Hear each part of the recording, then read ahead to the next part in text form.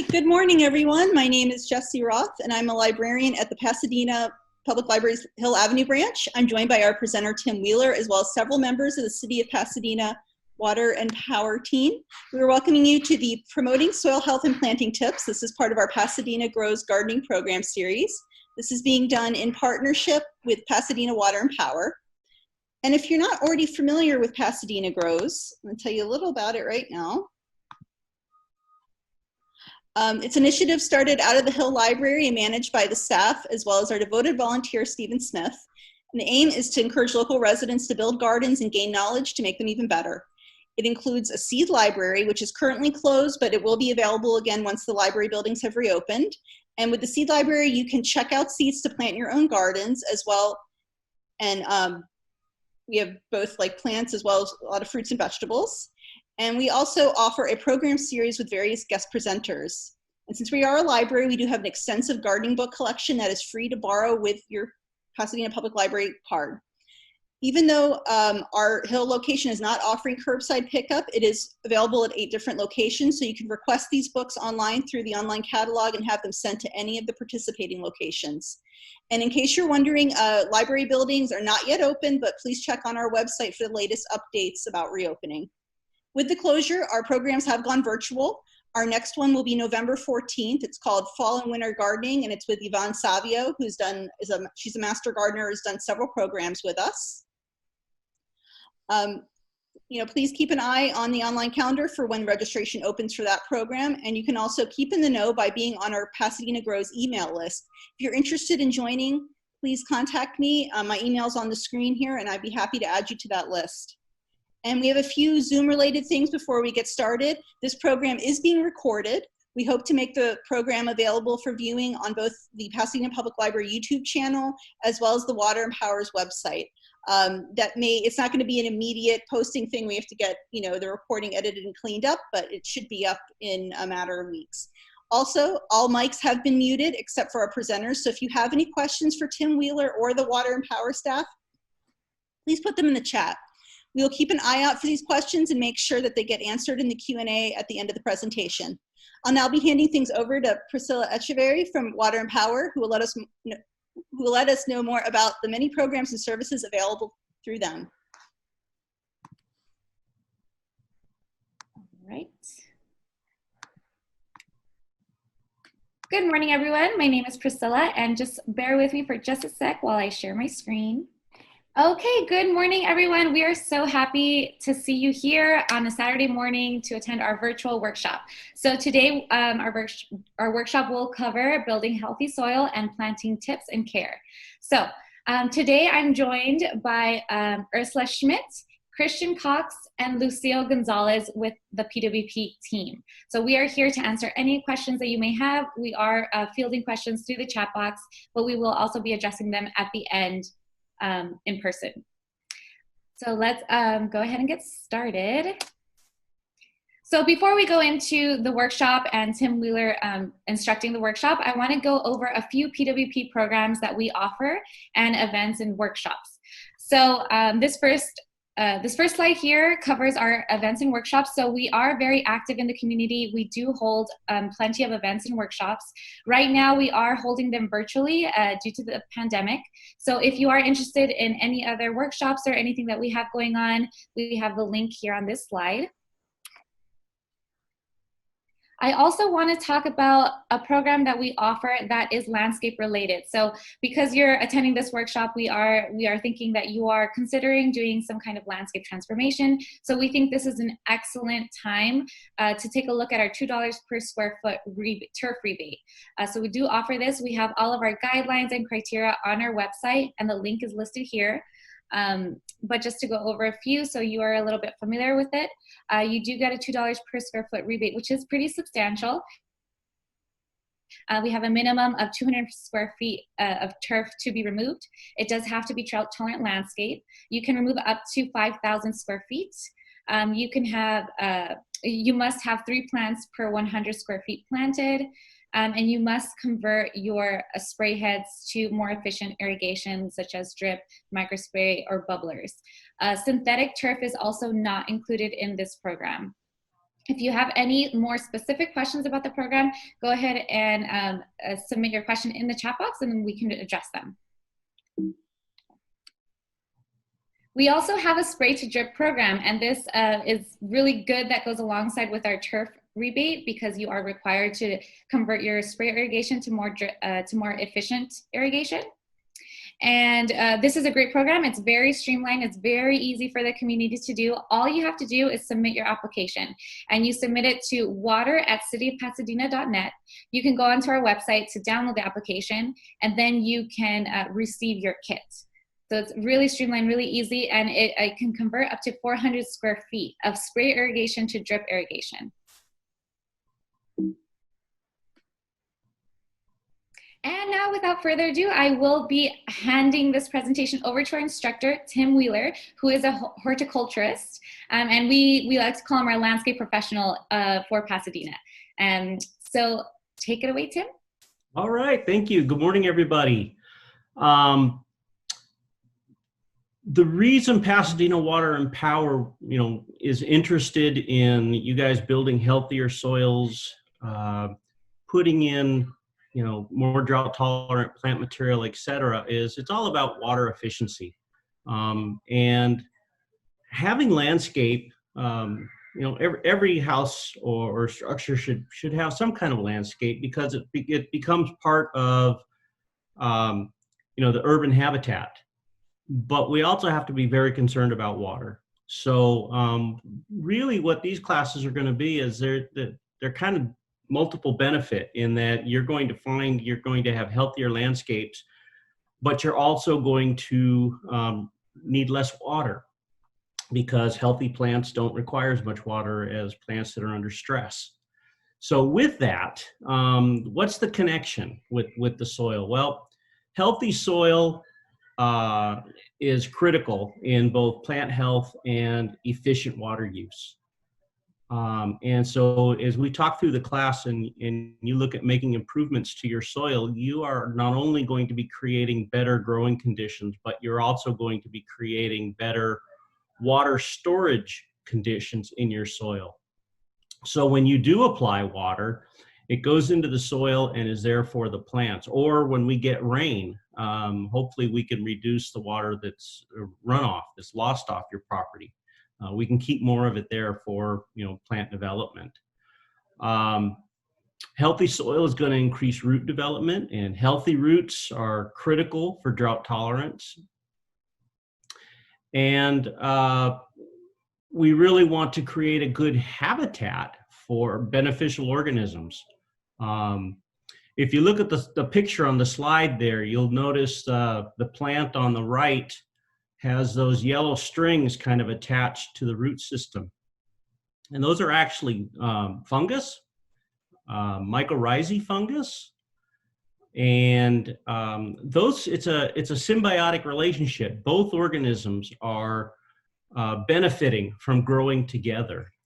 The mycorrhizae fungus help to provide nutrients and water to the plant because they're attached to the plant's root system, and they can absorb water and nutrients and then transfer those into the plant. And so if you consider that entire fungus mass as an extension of the root system, you see how much bigger it is than the plant on the left. The fungus benefit from this because the plant provides them with nutrients and sugars for their survival. So we want to create soils where not only the plants are developing good root systems, but we're also providing excellent habitat for beneficial fungus, beneficial bacteria, and beneficial organisms. Okay, next slide. By the way, you're going to hear me refer to next slide at the end of each slide because Priscilla's actually doing that for me. So don't let it throw you. So what is a healthy soil? Well, it supports biological function, it promotes healthy plants, and it is just overall beneficial to the environment because of the habitat it provides, because of it allows water to infiltrate as opposed to having runoff, things like that. Next slide. What are the characteristics? What are we aiming for in having a healthy soil? Well, Minimal compaction. Compaction is one of the biggest problems that we have in the urban environment, and generally compaction restricts root development on your plants, but it also contributes greatly to water runoff, water loss, water inefficiency. So that's one of the things we really try to address when we're looking at improving our soil. We want good soil fertility, and that can be addressed a couple of ways, through organic materials or through things like fertilizers. You want to optimize the water that's being put down. In other words, when you apply water to the landscape, you want to make sure it's going to be used in a beneficial manner. Generally, that means putting the water on slowly, for instance, kind of like a drip irrigation system. You don't want to be putting on huge amounts of water under high pressure that's going to cause erosion or just run off into the street.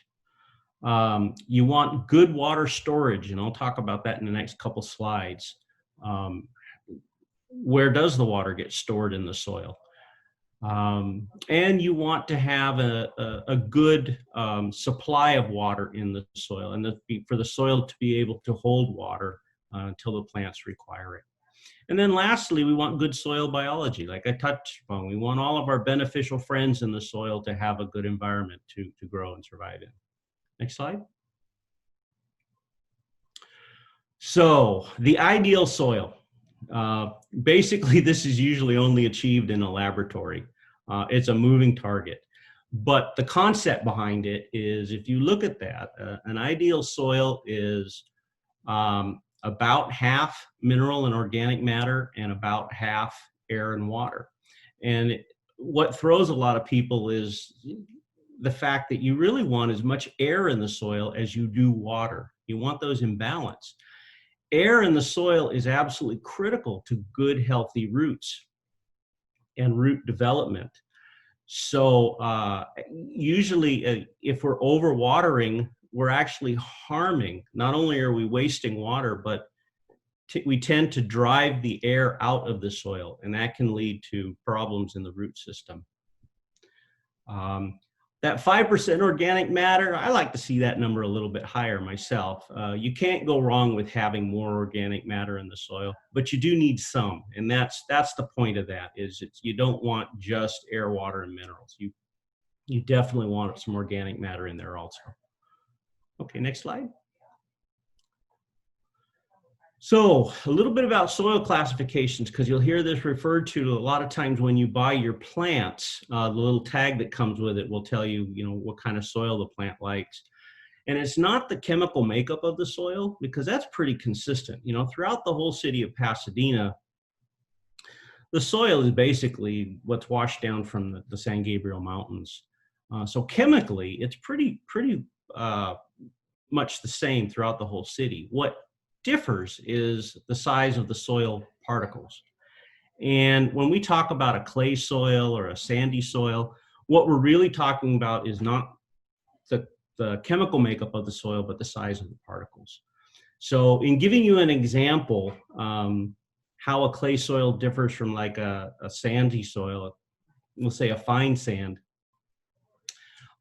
If you had a particle of clay soil and you had it in your hand and it was about the size of a BB, and then you had a particle of fine sand in the other hand, that would be about the size of a basketball. So the relationship between clay and sand is really a size difference, and it's a substantial size difference.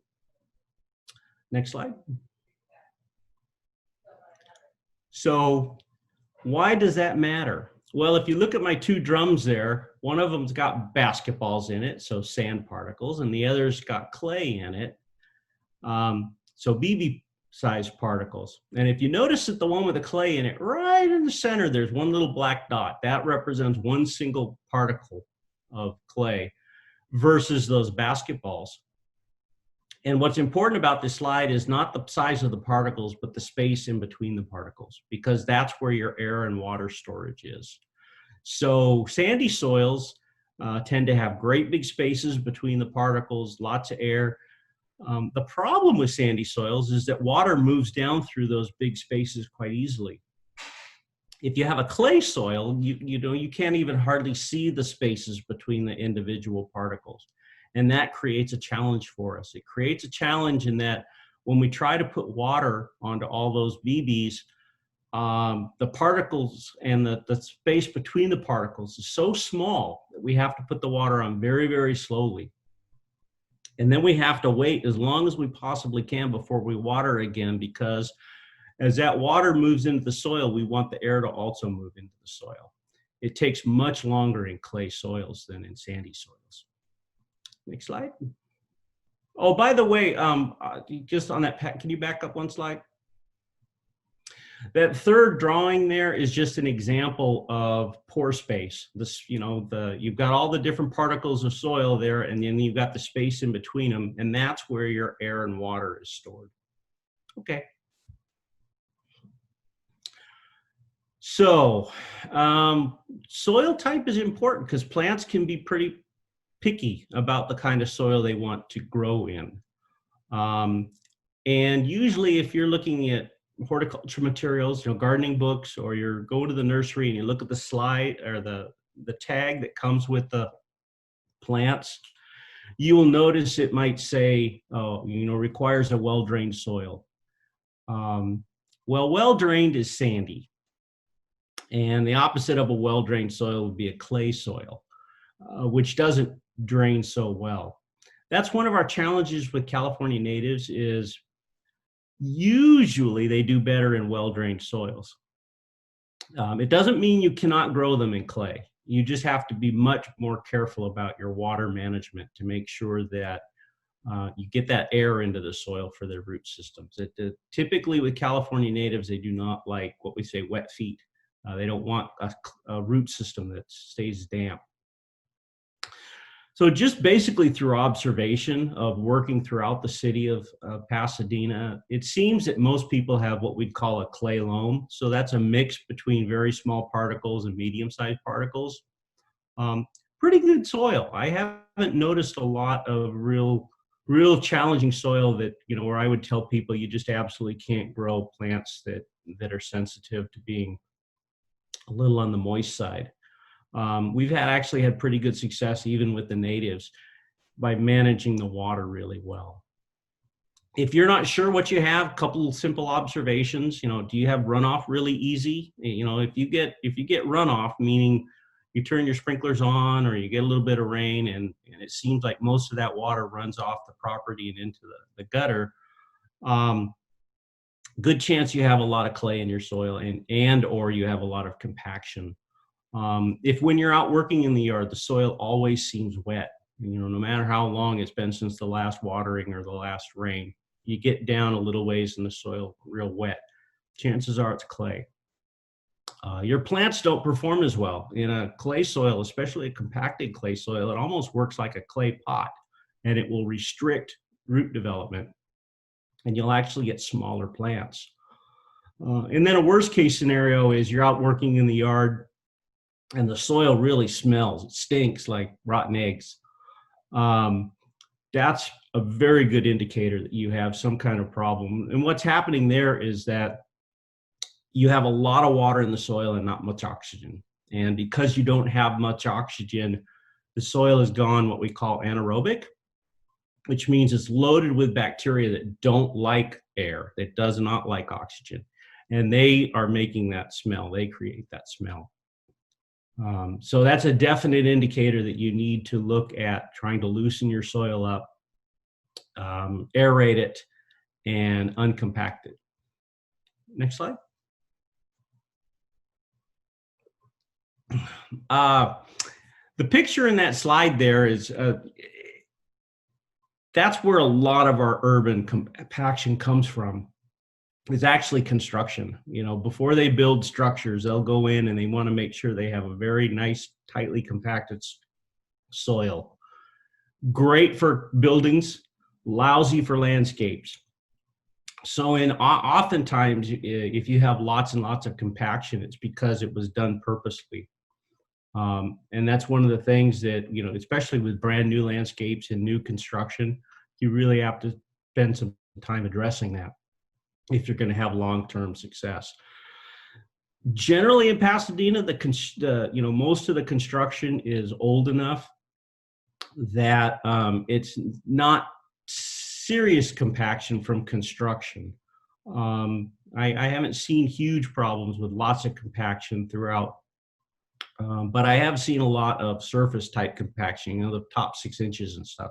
And that just comes from general purpose use.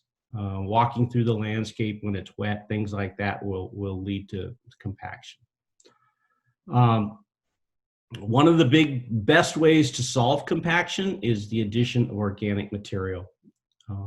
It just continually adding organics to your soil helps to relieve the compaction. Gypsum will also do that, but it takes a while. At the end of this class, I'll give you a little recipe for soil if you're wanting to improve your soil that you have, or maybe create a new soil for pots or for above ground gardening. And you'll notice that there's gypsum in there and there's lots of organics, and those are to help address compaction. Next slide. Okay, so soil fertility. Really quick primer on plant nutrition.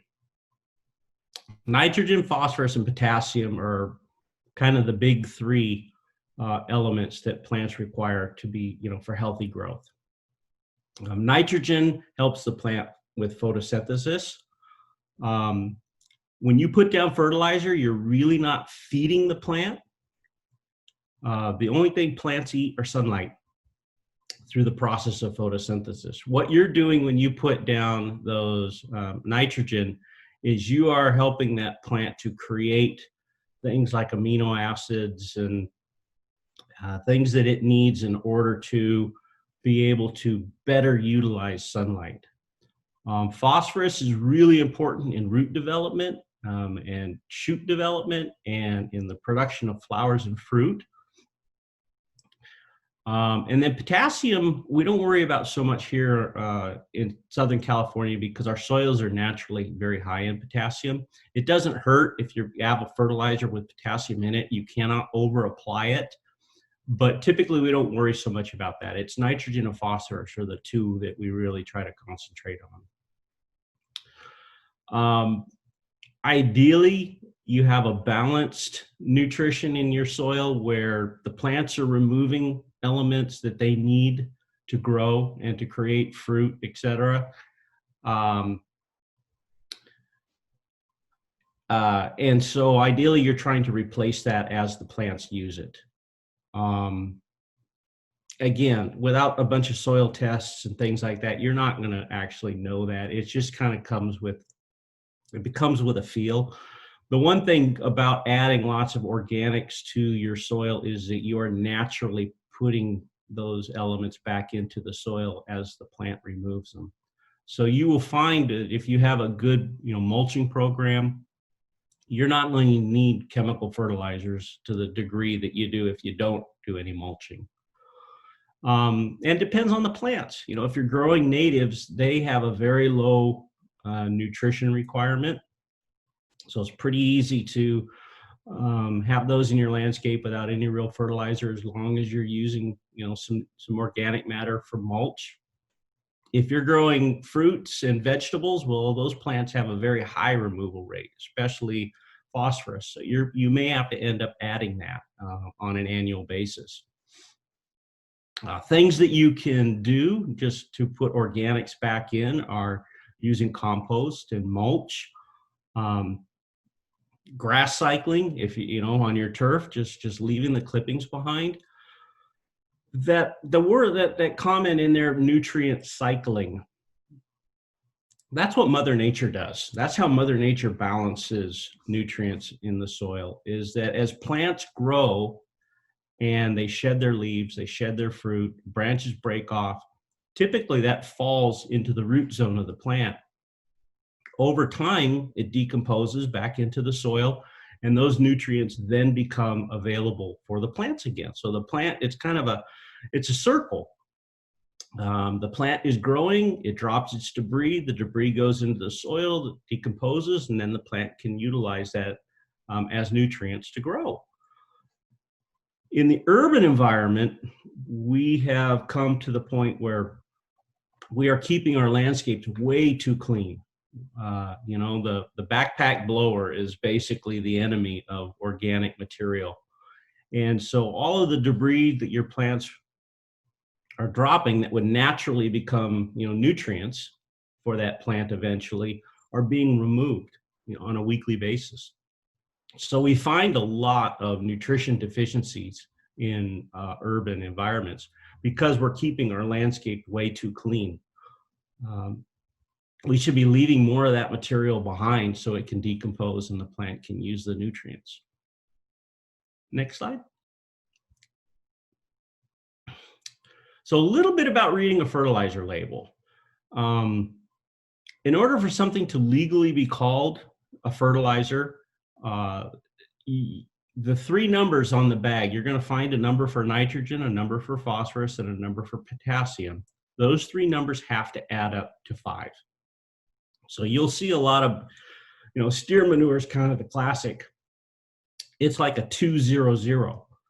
So they call it an amendment, not a fertilizer.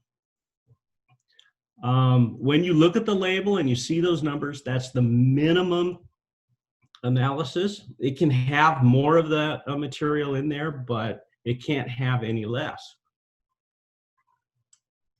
The nitrogen, phosphorus, and potassium, those numbers are always going to be in the same order. Nitrogen is always going to be first, phosphorus is always going to be second, potassium is always going to be third. And when you see those numbers, they're talking about a percentage. Next slide.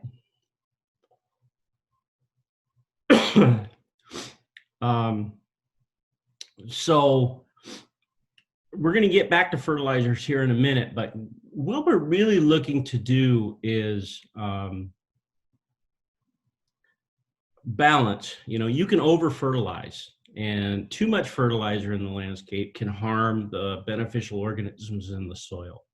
So what we really want to do, and we're considering plant nutrition and fertilizers, is we need to keep in mind the beneficial organisms.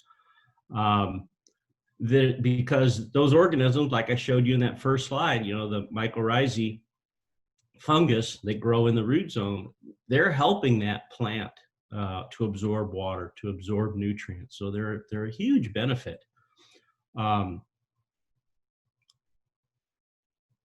There are organisms that have to convert nutrients into a form that the plant can actually use.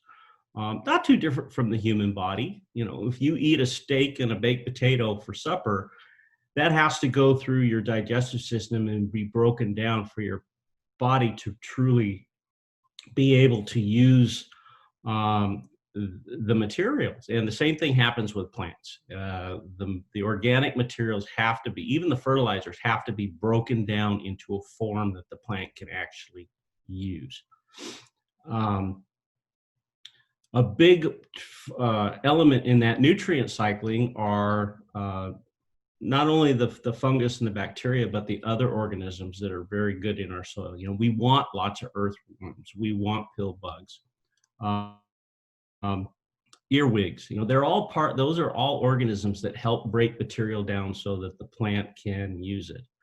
So if you see those in your landscape, that's a good sign. It means that your soil is healthy and supporting those organisms. You just have to be a little bit careful that you don't create a situation where you have too much of a good thing. You know, too many pill bugs, too many earwigs, that kind of thing. You have to be kind of careful about the chemicals you use in your landscape because, again, they can affect the soil biology. The good news is that most of the chemicals we use in the landscape are designed to be broken down, either by the organisms in the landscape and or sunlight. So as long as we're applying those chemicals according to the label at proper amounts, typically we don't have a lot of problems, you know, with contaminated soil, that kind of thing. It's when the chemicals are abused that we see most of our issues. And the beneficial organisms in the soil also help to suppress the the pathogens and the things in the soil that can cause us problems with our plants. So again, it's about having that balance. If we can help keep a natural balance in our soil, you're going to have a healthier biology in your whole landscape all the way across. Next slide. So, reading a bag of fertilizer. We have a palm fertilizer, a hibiscus fertilizer, and a rose fertilizer. So you're thinking, well, if I have palms, I need the palm fertilizer, and if I have a hibiscus, I need that fertilizer. And obviously, we need rose food for our roses. But look at the numbers. The hibiscus fertilizer and the rose number, identical, 1268. So unless you have plants that can actually read, they're not going to know whether you're using a rose fertilizer on a hibiscus or a hibiscus fertilizer on a rose. And quite frankly, the palm fertilizer is within 1%. You know, it's a 13% nitrogen versus a 12% nitrogen in the other two. Little bit lower potassium, but still within 1%. Actually, the phosphorus, excuse me, a little bit lower phosphorus, and the potassium is identical. So the moral of the story is, when you go to buy fertilizer, don't look at the label, look at the numbers. Because oftentimes you're going to find that you can find one fertilizer that will work on all of your plants just fine. Okay, next slide.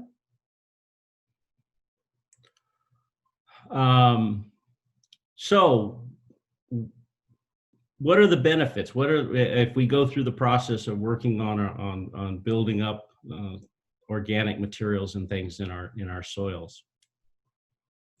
Food, habitat, the ability to hold water. Remember, part of this process is going to naturally relieve compaction. And as you relieve compaction and you get better pore space, you get better water storage, you get better oxygen storage.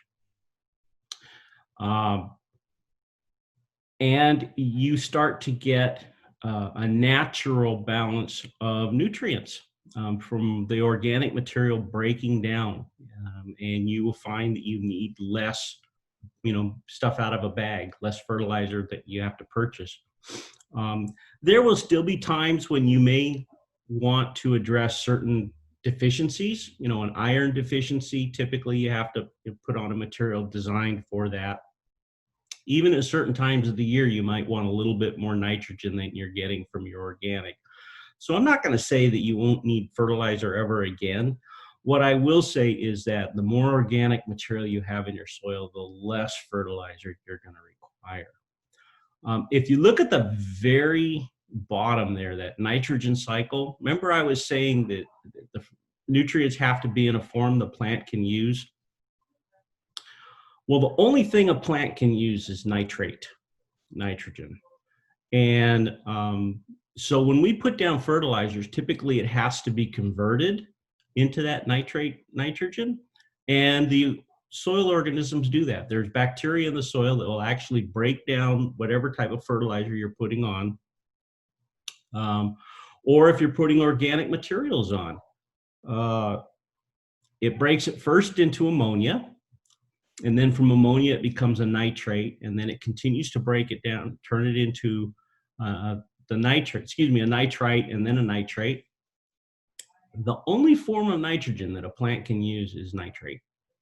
So no matter what you're putting on as the source of nitrogen, it's going to have to be converted. The bacteria that do that do not work well in cold weather.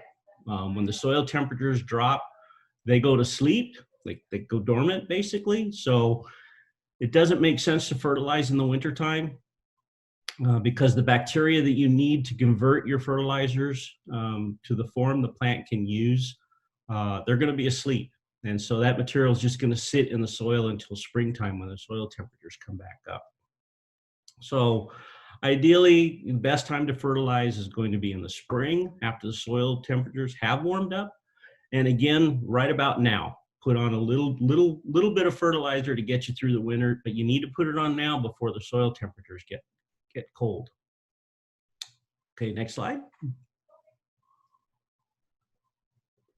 So what kind of organics should we be putting on? Well, one of the best organics to put on is just leaving the material that falls off the plant. Now, sometimes that can be too much of a good thing. For instance, we're headed into fall now, and your deciduous trees are going to drop, lots and lots of leaves, and you probably don't need to leave all of those behind. Usually with our mulches that we put on, our organic materials we put on, we like to have about a 4-inch to 6-inch depth. So if you got more than that, then you can certainly take, some of that away. Just make sure you leave enough behind. Wood shavings are very popular. If you're going to buy an organic soil amendment, typically it will be wood shavings. We don't want sawdust because it's too fine. We want nice coarse material. And I give you a little bit of a formula there. Some people are worried about putting organic material on because they're afraid it's going to tie up the nitrogen and the plant won't be able to use it. And that can happen. It's fairly rare, but it can happen. And typically it only happens when you first start putting the organic material on. So if you've never used any mulch and you decide that, hey, I think mulch might be a good idea in my yard, and this fall you decide to put some on, you might put on a little bit of nitrogen when you do that, just to help compensate for the fact that the bacteria are going to be working on this mulch, and they're not going to be providing nutrients to the plant. You compensate for it, but it's the first time only. Once you get that nitrogen cycle and the organic material working in your yard on a yearly basis, you won't see any nitrogen deficiency. Actually, you should see improvements as that material breaks down.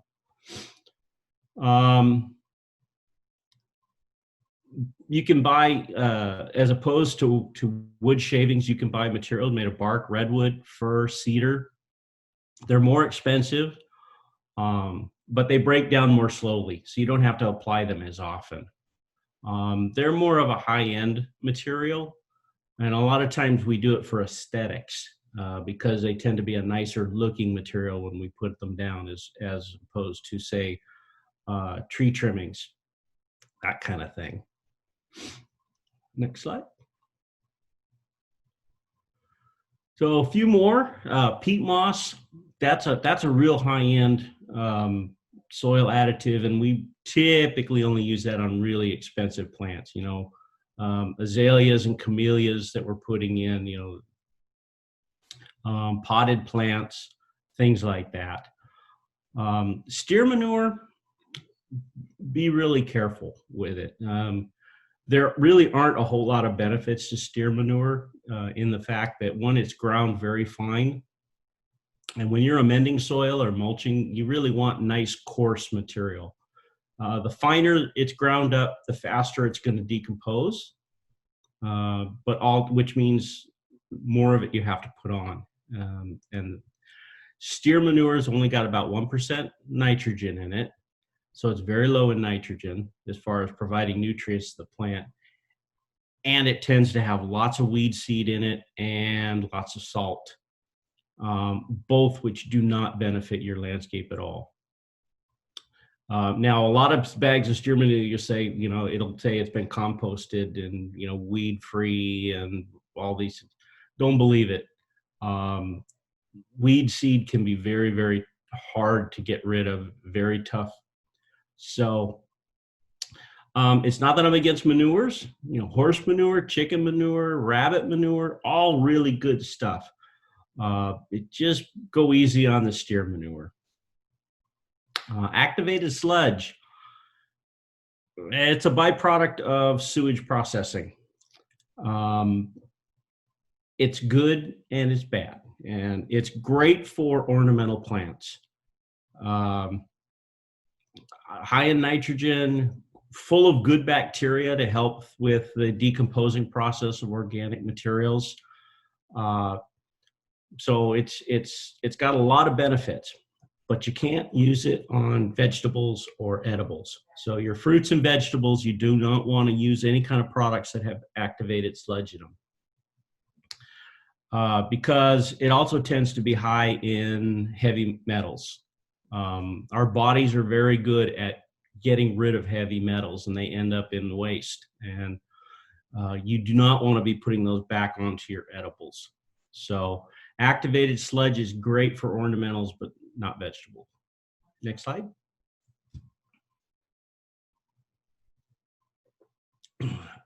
What you're seeing there is actually two really good processes going on. It's one process with two huge benefits. This was a project that is ongoing.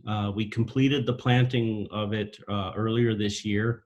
And what you're seeing there is a process called sheet mulching. And the primary reason for doing it is organic weed control. And it consists of putting down a thick layer of cardboard and then covering it with a thick layer of wood chips. And the idea behind it is to block out the sunlight and so that the weeds don't germinate. And any weeds that are there, you block out the sunlight, and basically they starve to death because they can't get any sunlight. The extra side benefit to this process is all of the nutrients that are being put back into the soil. Because the cardboard decomposes into nothing, and the material that they're putting over the top, the wood chips, also break down. And we have been amazed.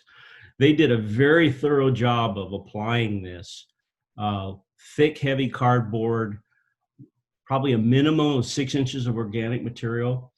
And it's been really something to see how fast it has decomposed and gone back into the soil, to the point where that site is getting ready to need to be have another application of wood chips applied to it.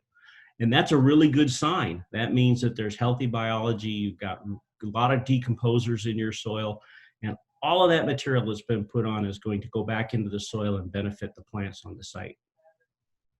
Next slide. So here's just a couple recipes of if you want to create a garden from scratch, you know, how to go about amending your soils.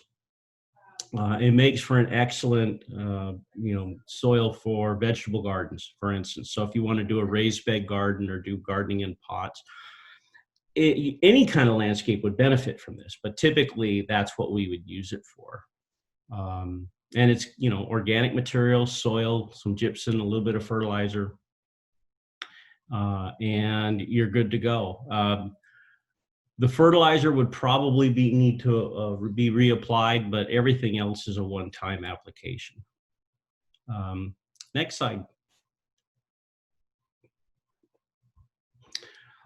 Here's another kind of a man-made soil. If you're maybe in an apartment or a condo and you don't have an access to any landscape soil, you can buy materials and create the soil. So organic material, soil, you know, buy bags of topsoil and the fertilizers. So this is one that even if you don't have access to real soil in your landscape, you could still create a really good soil for growing in. And it's, like I said, I think I would use this more for, say, condos and apartments and things like that. Next slide. Okay, so we transitioned out of soils. Again, if you have any questions for me, you know, make sure you're putting them in the chat box, and we will have a question section at the end of this next part that we're going to go through.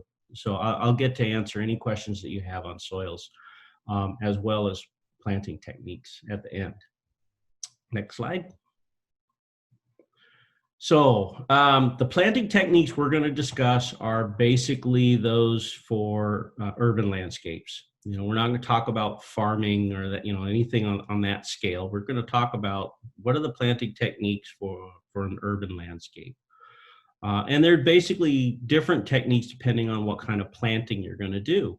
If you're going to be putting down seed, and we call that direct planting, because the seed's going to go right into the soil and the plant is going to grow right in that location.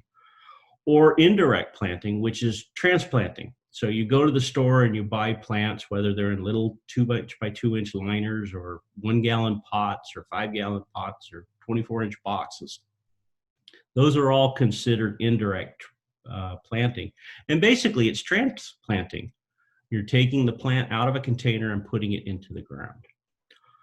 Before you do any planting, you should probably take a quick look at the location where you want to be growing these new plants.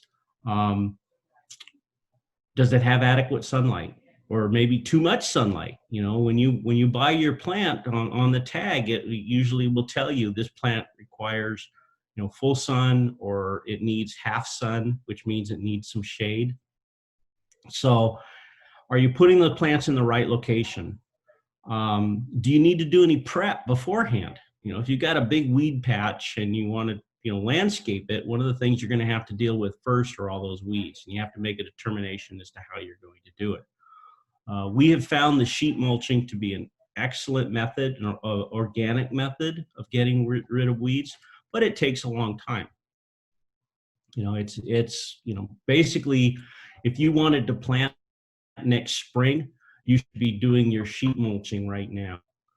So that you got as long a time as possible to make sure you get good control over those weeds, and you're not going to have as many seeds in the soil to germinate, and any weeds that are there now will have enough time to use up all their carbohydrates that they basically die of starvation. Next slide.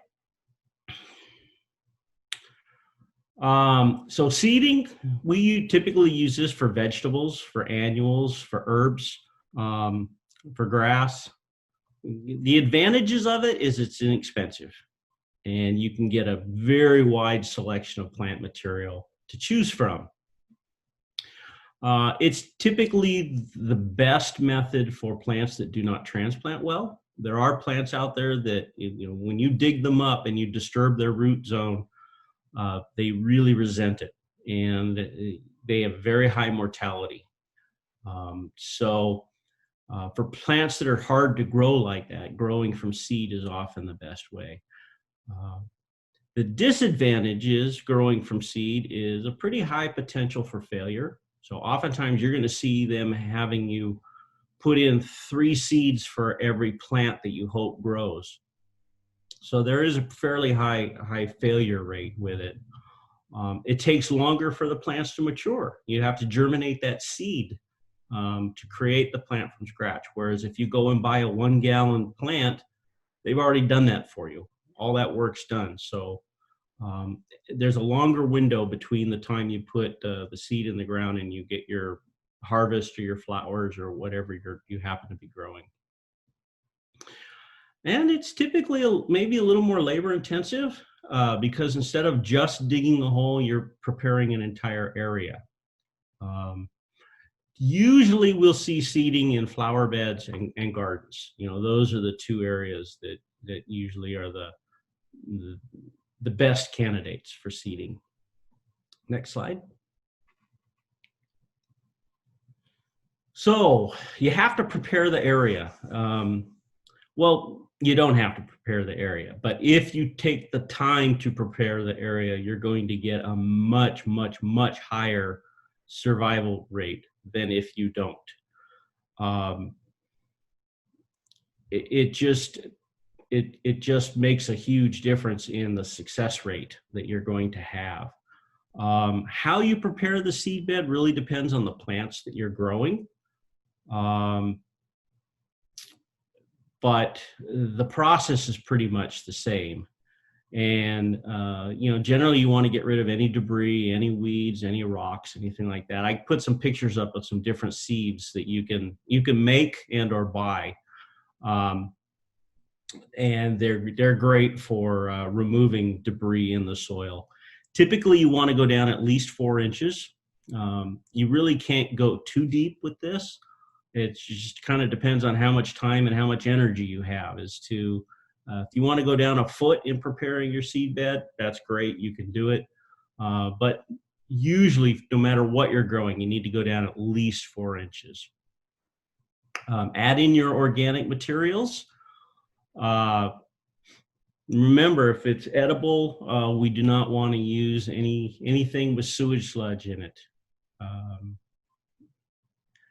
And then you need to actually contour it.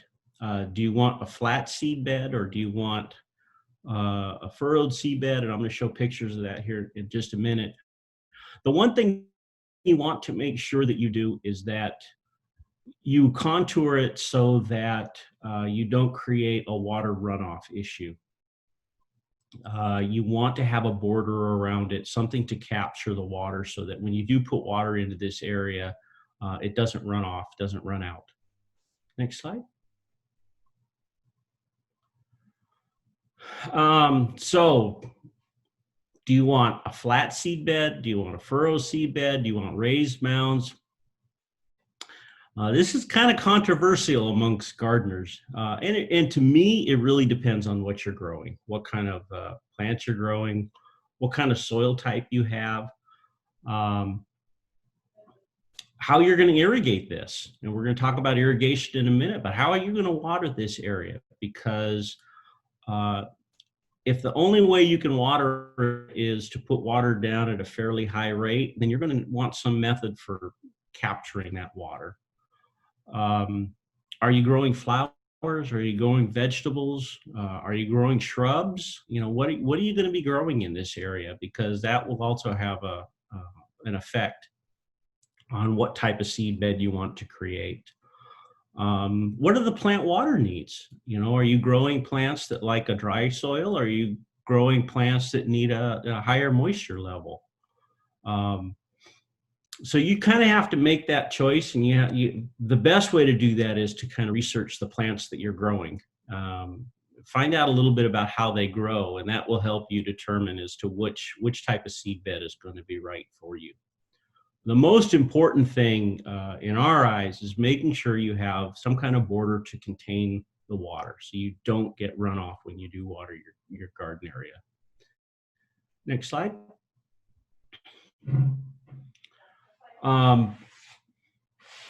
Raised bed gardening, container gardening, the older I get, the more this makes sense. Basically, it involves creating a structure on top of the soil where you can grow. It gives you some options. If you do a raised bed garden or container garden, you can buy a commercial soil mix already prepared and just fill it with that, so you don't have to go through the process of creating your own soil. Things that you should probably consider, that I consider myself, is, you know, how's your back? What kind of condition are you in? Because it's much, much easier to plant, cultivate, harvest in raised beds than it is down on the ground in a flatbed. A flatbed garden, there's a lot of bending and stooping. So that's something you just kind of have to answer for yourself is, you know, what kind of condition you're in. Are you in good enough condition to be, you know, bent over and working in your garden? The things I like about the raised bed gardens is they're easier to plant, they're easier to maintain, they're easier to harvest.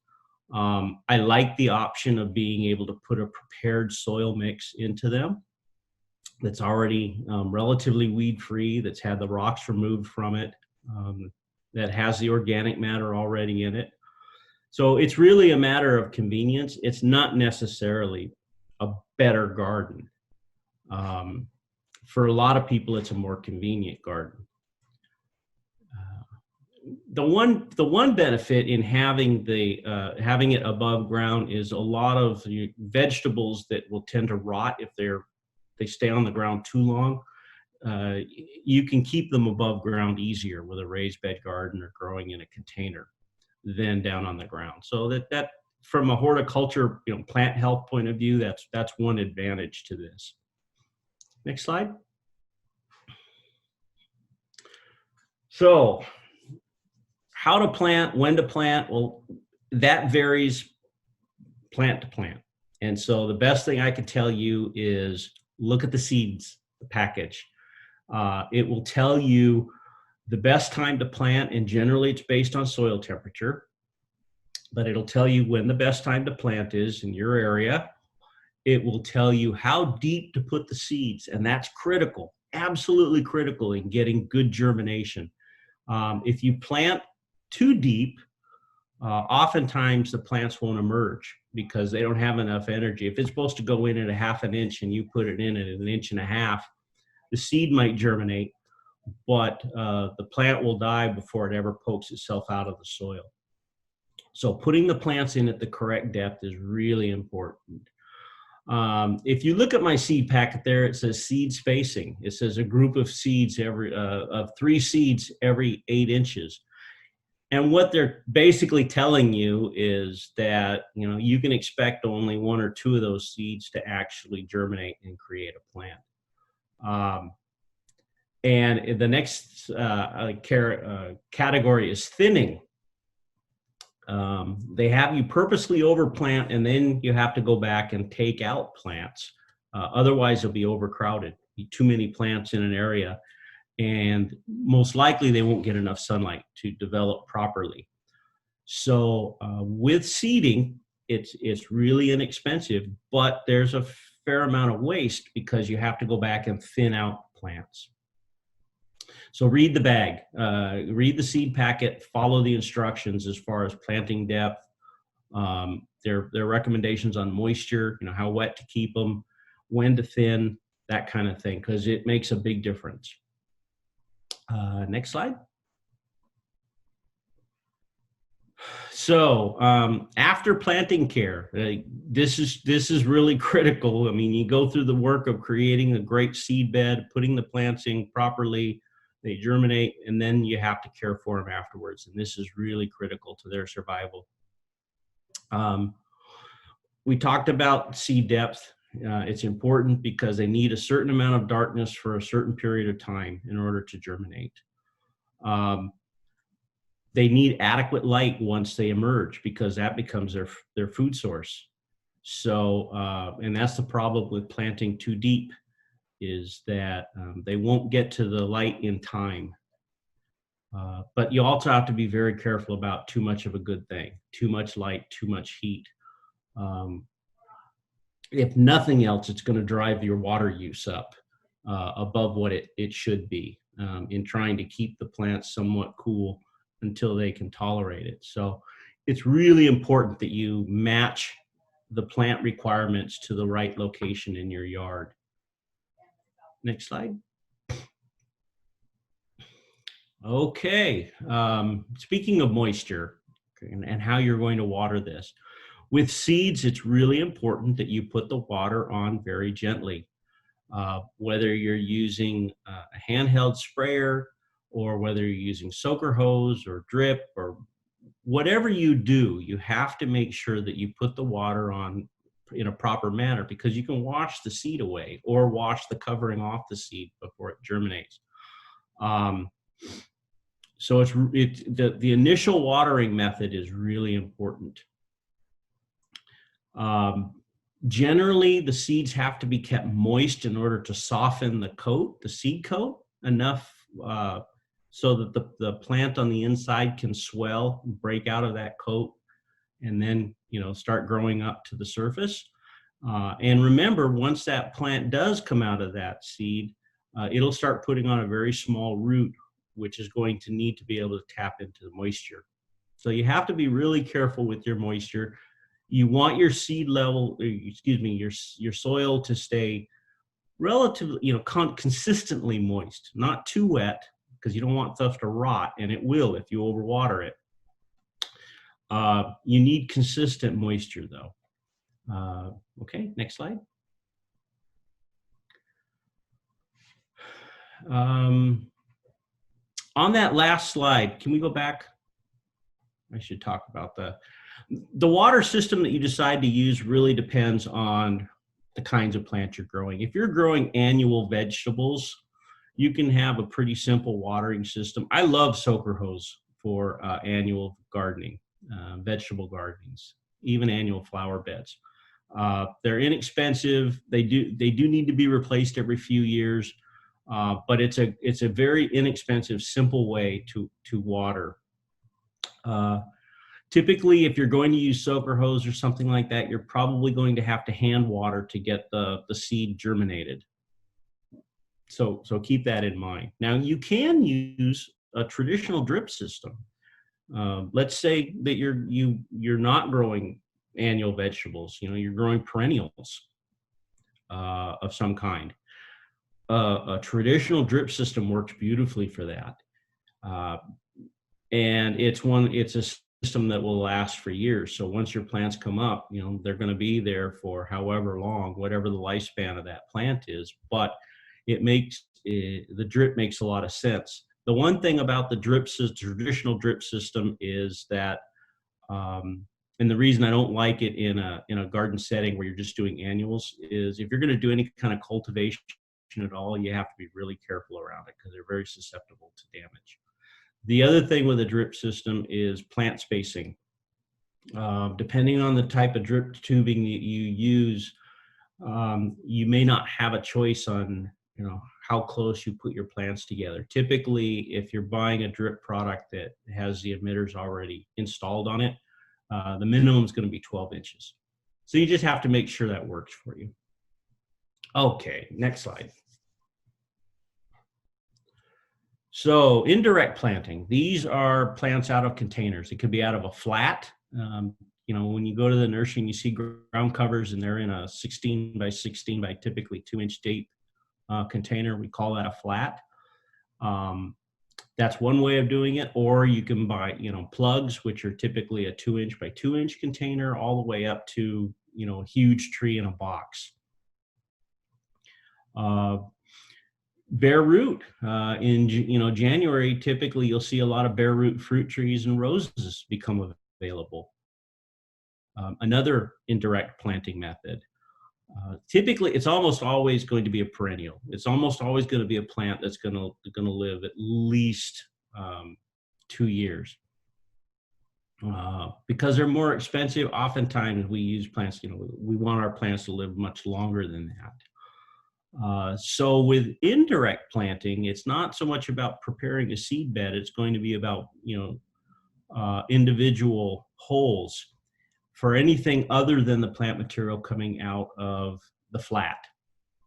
Oftentimes, if we're going to be putting in ground covers, we'll go ahead and use the seed bed method, just because it allows for much quicker rooting, having that nice soft soil.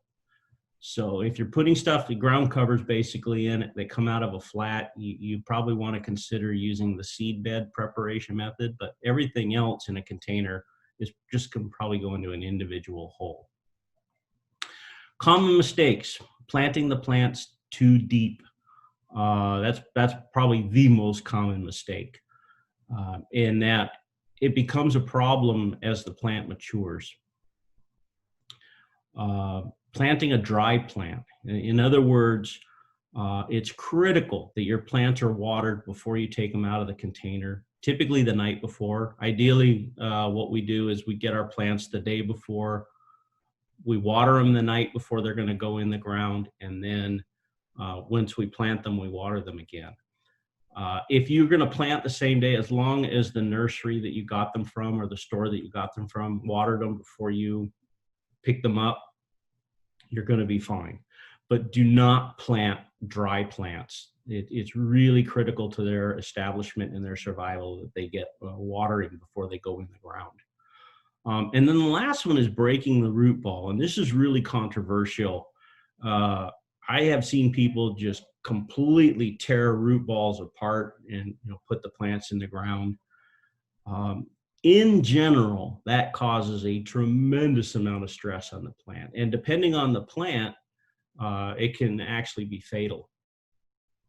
So I'm not a big fan of just basically destroying the root ball. You know, what they'll do is they take the roots and they pull them all out, and then they spread them out in the hole.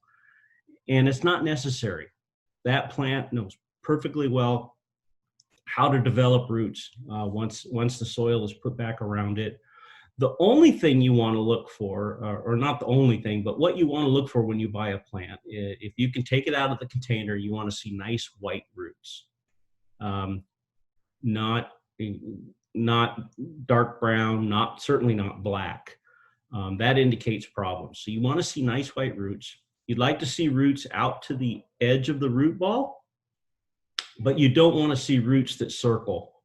The circling roots means the plant has been in the container for too long, and what's happened is the roots have grown out to the edge of the container, and now they're starting. The only way they can grow is in a circle.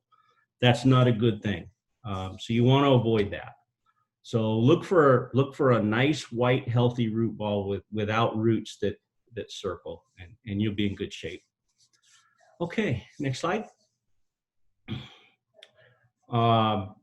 Again, I mentioned using the seed bed. Oftentimes, if we're going to be putting in what we call plugs, which is what we would do if we're buying plants in a ground cover, put them in on a triangle pattern. It fills in nicer, and you don't end up with like straight lines where you can see the plants are all in a row as they mature. Next slide. Okay. Why is this slide called the $100 hole? Well, in the landscape industry, we have a saying is that you want to put a $20 plant in a $100 hole if you want to guarantee success. And the hole is usually where people take shortcuts because it's the hardest part of the whole process. If you look at my drawing there, there's some really critical information. You'll notice that the way they dug the hole is that the root crown is actually sitting 2 to 3 inches above the surrounding area. That's probably the most important thing to get right. Remember I said if planting too deep is a problem? Well, I'll show you why in a second, but it's really important that you don't over dig the hole. And a lot of people say, well, I over dig it and then I put soil back in. Well, remember your plants are going to get heavier and heavier and heavier as they mature. And oftentimes they will sink throughout their life, and they'll end up being deep even if they weren't installed too deep in the beginning. So just, if you're ever going to be lazy in your life, this is the time. Don't dig the hole too deep. Hey, Tim. Yeah. Really quick, I just wanted to do a time check. We have about 20 minutes left, and we have about four-ish slides left, and we do want to leave time for questions. So I just want to do a little time check. So dig the hole as wide as you dare. I mean, twice as wide as the root ball is a minimum, but you want the hole nice and wide, not too deep. You want the plant sitting up a little bit out of the hole. Now, what's not shown on that drawing is that you want to amend the backfill, mix organic material into the soil that you're going to put back in the hole around the plant. On natives, California natives, oftentimes they'll tell you not to. I've had pretty good success actually putting in. I don't know that you put in 20%, but maybe 10%. Organic material into the backfill. Tamp it lightly, but don't over tamp it. Don't compact that backfill too hard. You remember, you want that plant to start developing new roots almost immediately. So it's harder to do that in a compacted soil. And then the last thing is, if it's a tree and you're installing tree ties, you see you've got the 2 stakes there and the ties. You want those to go 90 degrees to the wind. So if where you're at on your property, you normally get wind that comes out of the west and goes to the east, then your tree stakes and your tree ties are going to go on the north side and the south side. And vice versa. If you're on your property, the wind normally comes out of the north and goes to the south, then you're going to want the tree stakes and the ties to be east and west. You want that tree to be able to move around. You don't want to have it tied so tight it can't move. You want it to be able to actually move around some. Next slide. put a berm around your new plants, even if you're going to use drip irrigation. It's critical that you hand water in that new plant and really saturate the soil right after the plant goes in the ground. And a berm is the best way to hold that water so you don't get runoff. The other thing is the establishment period on most plants is usually about 2 summers. That you have to really care for them through the first summers. That berm is going to allow you to hand water those plants through those first couple of years. Even if you're using drip, you want to go out occasionally and give them an extra deep watering. Let's see.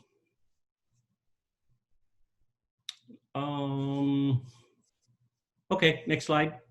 Oh, mulch. Hey, by the way, when you mulch your plant, put the mulch outside the berm. It doesn't do any good to put mulch inside the berm, because when you fill that basin up with water, the mulch basically just floats up, and then when it floats back down, it's gonna float down and around the main stem of the plant, the main trunk of the plant, and we don't want that. So just keep the mulch outside of the berm, because that's where the new developing roots are going to be anyway. It doesn't hurt a thing to keep the mulch outside the berm, and as a matter of fact, it can be harmful if you put it inside. Next slide. A little bit about mulch. The coarser, the better. You see in my slide there. That nice, coarse, chunky mulch is going to last much, much longer than that really beautiful black stuff that they have there, which means you're not going to have to apply it as often. That real fine material is going to break down quickly.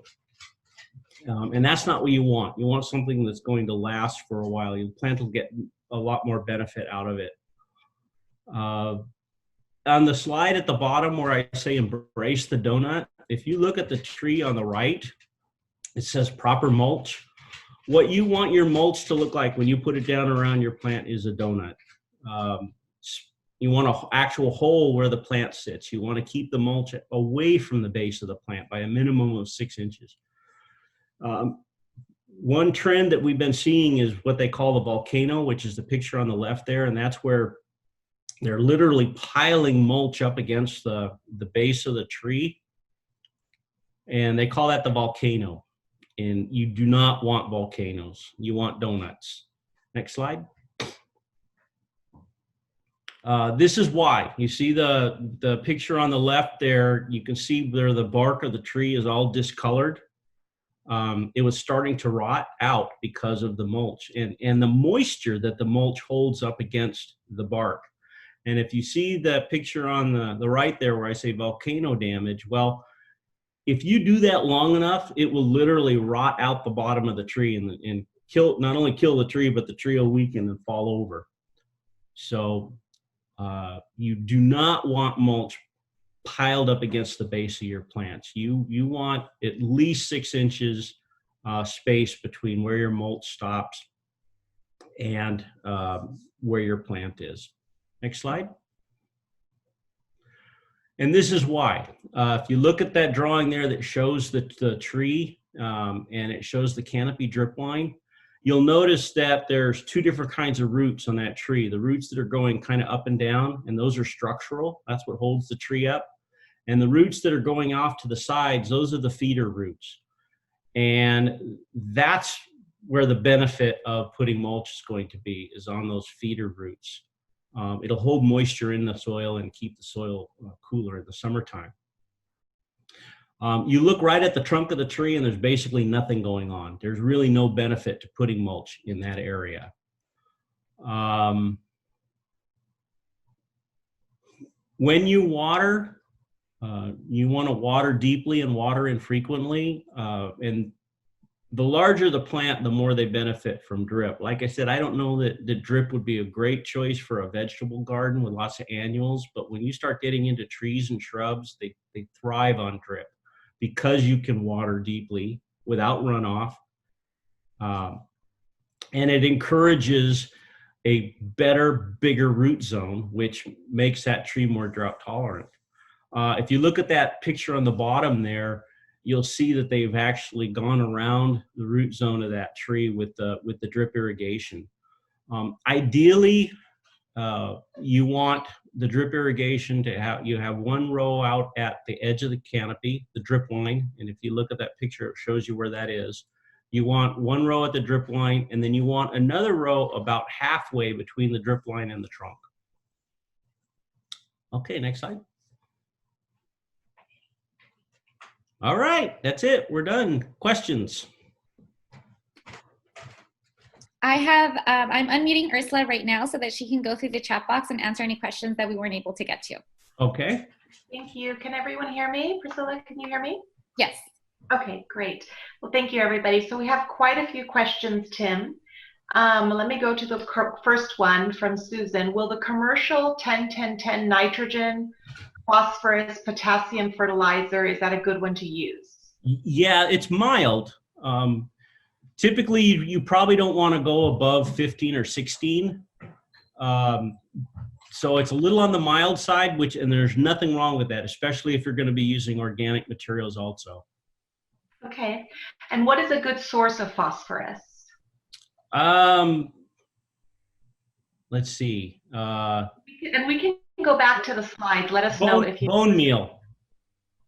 Bone meal. That's an organic source. Now it takes a while to take effect, so you can buy superphosphate and triple phosphate, which are commercial products.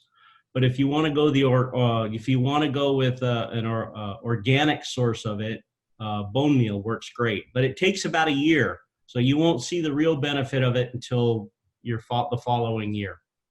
So, and Tim, for myself, who's not an avid gardener, bone meal, what would be a good source for that, and how would you use it or prepare it? You can buy it in the ground. Buy it in bags. It's called bone meal.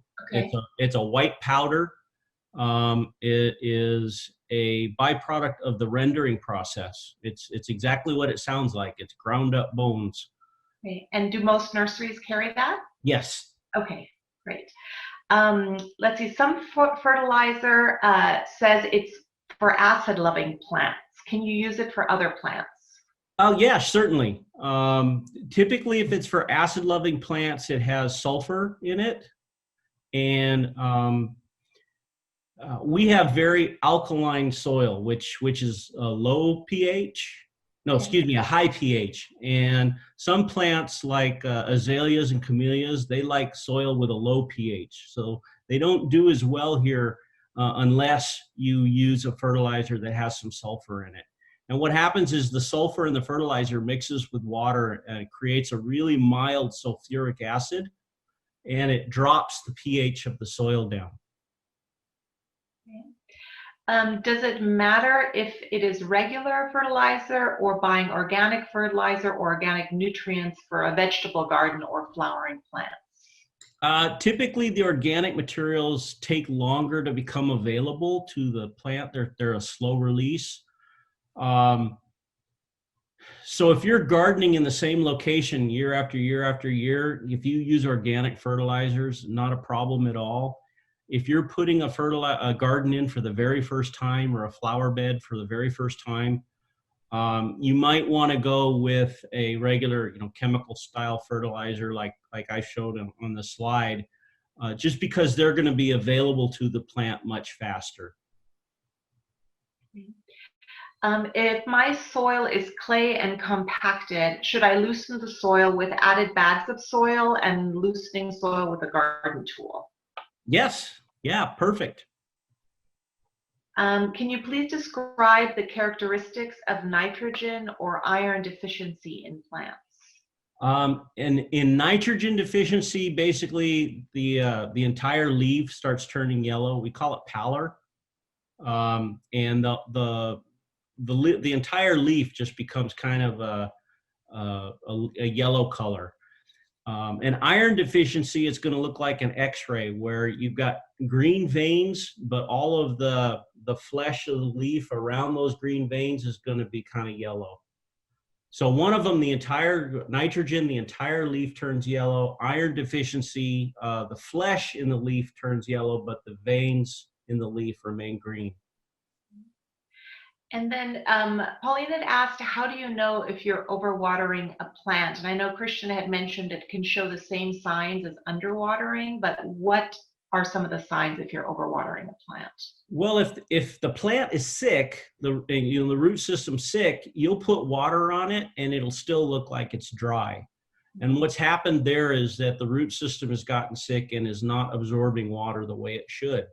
So if you're watering plants and they don't seem to be perking up like they used to, there's probably an issue with the root system. Some plants, and grass is a classic. It'll take all the water you can give it. I have never in my life seen a lawn overwatered in that it doesn't affect the grass. I mean, it can be sopping wet, muddy underneath, and the grass plant itself is fine. So you can't necessarily rely on looking at the plant to tell you that it's overwatering. What I would do is check the soil. If the soil is always damp and muddy in the root zone of the plant, cut back on how often you water. Okay. And sometimes free mulch is offered. Well, in our city, there is free mulch offered, and it says, is it okay to use as you don't know what is in the mulch and if it has seeds in it? Or is it better to buy mulch? I know we get this question quite a lot. I have to say that, and I think Christian had answered this too, we did use mulch that was delivered to us at the Sheldon Reservoir with that large community demonstration garden at the corner of Coniston and Arroyo. We got mulch delivered from some local tree trimming companies and also from our own parks tree trimmings. And we were very happy with it. So I know it maybe is a hit and miss. What would you say, Tim, for someone that's looking to add some mulch to their garden? Well, I'm cheap, so I like free mulch. So that the stuff that you can get from free for the city, quite frankly, I've never seen any problems with it. And the one thing I really like about it is it's kind of a Heinz 57 of woods, because when they prune trees, they might do 2 sycamores and then an oak and then a pine and then a crepe myrtle and so you get a real blend of different kinds of woods, which is what you want. The stuff that you buy actually starts in the same places. The guys that are selling mulch in bulk, for the most part, oftentimes will get free mulch also. And then they'll mix it in with some of their higher end products like cedar or, things like that. So if it's a question of aesthetics, if you want 4 inches of mulch, I put down 3 inches of the cheap stuff and then I put an inch of the expensive, nice looking stuff over the top, the shredded cedar bark. If it's a question of performance, I've never seen a problem with the free mulch. It performs as well or better than anything that they purchase. Great. We have a question here. What is the best variety of lavender for our clay and loam soils? I've grown, not in Pasadena, but actually up in the Santa Clarita Valley, where they have much more clay in the soil. And I didn't find that the variety of lavender really made a difference. What I found was managing the water was what was critical. And the lavenders, I put them on drip irrigation and they just thrived. They did very well. Now, lavender tends to be, short-lived, especially in clay soil. So if you're getting 2 or 3 years out of your lavender, you're doing really well.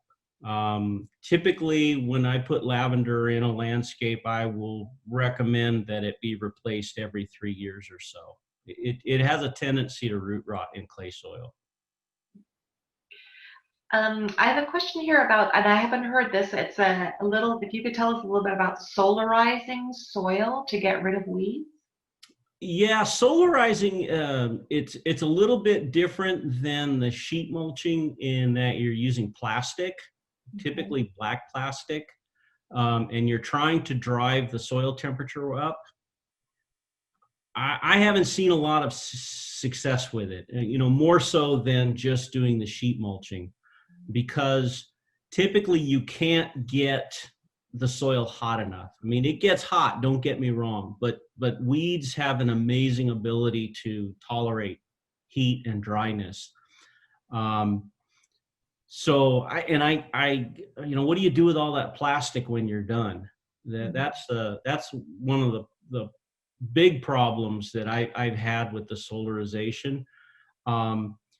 Now, if you're doing the sheet mulching, you're still getting heat into the soil, but it's the heat of composting. It's a biological heat as opposed to a sunlight heat.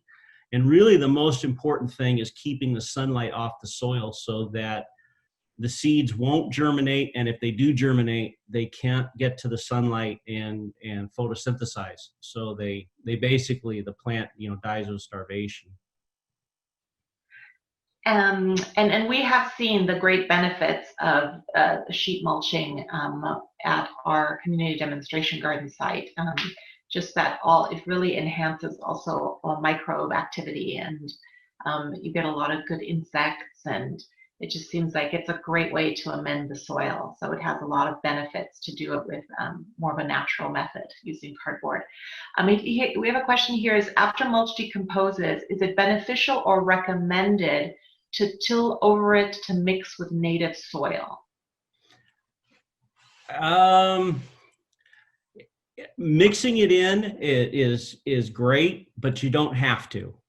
It's a lot of work. The one thing you have to be concerned with is damaging the roots of existing plants. So typically we don't do it. Now, if you're creating a brand new planting area and you're going to put down the mulch real heavy and let it stay on there for a while before you plant, and then right before you plant, you go in and till it in, fantastic. That would be a great practice. But as far as an existing landscape goes, just put it on the top of the soil, and Mother Nature will take care of the rest. It will decompose and go into that soil. And you'll see benefits down 8, 12 inches. And I think you might have addressed this already, but this question comes with, how can you tell which nutrients are lacking in soil? I had a year of tomatoes with blossom end rot. Can you repeat the question? Sure. That says, how can you tell which nutrients are lacking in soil? I had a year of tomatoes with blossom end rot. So you know, iron deficiency, nitrogen deficiencies, you know, pretty easy. Phosphorus, typically your fruit and your flowers will fall off very easily. They don't stay on the plant. If you have too much phosphorus? No, not enough. Oh, not enough phosphorus. You cannot have too much phosphorus. That's why a lot of what we do is kind of on a calendar when it comes to phosphorus. You know, we add it, especially if we're using bone meal. We just go ahead and apply it every single year, just to make sure we don't have any lack of nutrient, you know, lack of phosphorus in the soil, because nitrogen is really the element you have to be very careful of over applying. The rest of them are pretty, you know, pretty liberal. You know, you don't have to worry about damaging the plant so much. Sorry, Tim, I also see that there was a person who actually responded to that question saying to check out a product called Luster Leaf Soil Tester, sold at Ace Hardware. It helped me get a good idea of what nutrients my soil was high or low in. There you go. Yeah, the other way to go is, you know, test the soil yourself, or have your soil tested at a lab. There's a place down in Orange County called the Soil and Plant Lab, and they will do soil tests for you. There's also a place up in Peru that will test soil, and the name of that is just left my brain. But if you do like a web search for soil labs in Southern California, you can have it done professionally done. And not only will they tell you everything you need to know about your soil, but oftentimes they will also make recommendations on what you should do as far as nutrients go. Okay. Great, and I know we have quite a few more questions, so I'm gonna try to go through these as quickly as I can. One individual asked if you had to name one or several vegetables that require the least work and expense, what would they be? She is asking if there's anything foolproof or close to it in this area. For example, if she planted squash seeds from a squash that she bought from a farmer's market, would that work? Oh, the chances of success are a lot less than if you just buy squash seed in a packet, where they've been grown and processed particularly to go in. If I had to recommend a vegetable that was kind of bulletproof, I would go with the zucchinis and the squashes. Those tend to be pretty easy to grow. As far as, buying one, eating it, saving the seeds and planting it, it's fun to do, and it's always very rewarding when it works, but a lot of times it doesn't work. Many seeds have to go through some kind of treatment in order to be viable. We have a question here on what's your take on using tap water to water plants with regards to chlorine and chloramine? Oh, yeah, not a problem. The soil basically takes care of those things. Quite frankly, plants need a very, very teeny tiny amount of chlorine. It's one of the essential elements that they require. But basically, your soil takes care of those. Once the chlorine contacts with the soil, it basically goes away. Okay. So I wouldn't worry about it. Just don't use soft water. And they asked for clarification when you were discussing building a berm. Is this just for tree planting or any transplants? I use it on everything. Okay. And for the lawn, do you still water deep, water less for a lawn watering? Absolutely. Okay. No runoff. If you start getting runoff, you have to stop your watering, wait a while, and then begin the watering again. So if you need to water for 20 minutes, you might water for 10, wait 30 minutes, and then water another 10. Okay. And then what would be an easy vegetable to grow in the winter? Oh, let me circle around back to that. Okay. And then we have some questions about free mulch available in Pasadena, so I can answer that. We do have free mulch available for pickup, both at Victory Park and Robinson Park, and there's a schedule for that on both the Water and Power webpage and the Public Works webpage. If you do a search for mulch on either of our web pages, you will find that. And we can send a link to participants. I just saw that, Priscilla, thank you. So we'll send the link to everyone that's registered on the free mulch program. Can I add garden lime on soil, and what is the benefit, Tim? Typically, we don't need lime. And generally, they lime soils that are high in pH, and we have just the opposite problem. So I would not recommend liming your soil. If anything, you might want to consider putting some soil sulfur down. Okay. To lower the pH. Now I know we're getting to the end here. We're already a few minutes over, so I'm going to jump to a few of the questions, and hopefully we have answered everyone. One of the questions is, does bone meal differ from rock phosphate? It's organic. I mean, one's a mineral and the other's organic. Okay. And there was a question if you can use loose layers of newspaper for mulching, and we combined. I know when we sheet mulched, we did use some newspaper and cardboard. Put down plenty of sheets of it though, because it's so thin. Yeah. And do you have any recommendations for controlling spider mites? Oh, they are so hard. Cinnamon oil seems to be, typically spider mites are, they only worry about them in like a nursery setting, and they have very strong chemicals that they can use for them. Safer soaps and cinnamon oil are sort of the homeowner. They don't have any residual. They're contact only, so they have to be reapplied on a pretty regular basis. I have one of our participants said habanero spray works. So I know habanero is like a chili spray. for spider mites. Don't get it in your eyes. Yeah, wear protective glasses. Okay, I think this will be the last question. It's the blossoms on the plant are yellow-orange, but blossoms fall off before any signs of squash. What may be the problem? Could be overwater. Okay. That's another, if it's not overwater, it might be you need phosphorus. Okay, so I think that's it for the questions that I have. I'm going to turn it back over to you, Priscilla. Thank you. Okay, thank you so much, everyone. We truly appreciate you being here. We will follow up. I will get the list of registrants to send over that link for the free mulch.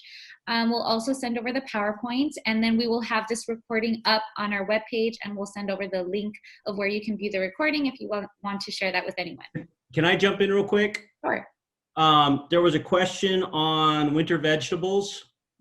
Kale is really popular now. Broccoli is another good one. Cabbage, cauliflower. Those are all pretty good winter vegetables for this area. Thank you. Priscilla, we do have a question that says if we have any workshops like this in Spanish. So we have done workshops in the past in Spanish. If you're interested, please email us and we can see what we can work out to coordinate something like this in Spanish. All right. Thank you, everyone, so much. Have a wonderful weekend. Thank you so much, Tim. That was a wonderful presentation. Okie doke. Stay cool. Thank you, everybody. Bye-bye.